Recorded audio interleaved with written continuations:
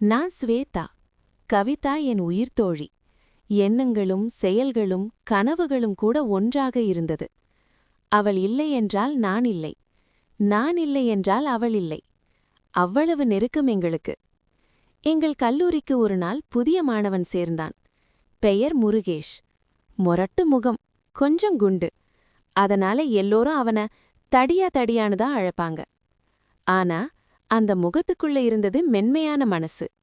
அன்பு, பிறருக்கு உதவும் குணம், சின்ன சின்ன கவனிப்புகள் அவனை எல்லோருடைய மனசிலும் இடம் பிடிக்க வைத்தது. என் மனசிலும் கூட. அவனுக்கு தாய் பாசம் ரொம்ப அதிகம். அந்த அன்பை பார்த்தபோதே என் காதல் மெதுவாக வளர ஆரம்பிச்சது. அவனோட பேச ஆரம்பித்தேன். ஆனா கவிதாவுக்கு சொல்லவே இல்லை. ஒரு நாள் கவிதாவும் முருகேசும் சேர்ந்து பேசிக்கிட்டு இருந்தத பார்த்தேன். சாதாரண சந்திப்பாக இருக்கலாம். ஆனா என் மனசுல ஒரு தெரியாத பயம் பக்குன்னு வந்துச்சு.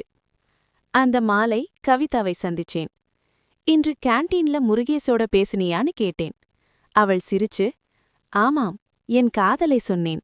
அவர் ஏற்றுக்கிட்டார்னு சொன்னாள். அந்த ஒரு நொடியில் என் உலகமே உடைந்த மாதிரி இருந்தது. என் காதலா அல்லது என் நட்பா? எதை இழந்தேன் என்று கூட புரியவில்லை.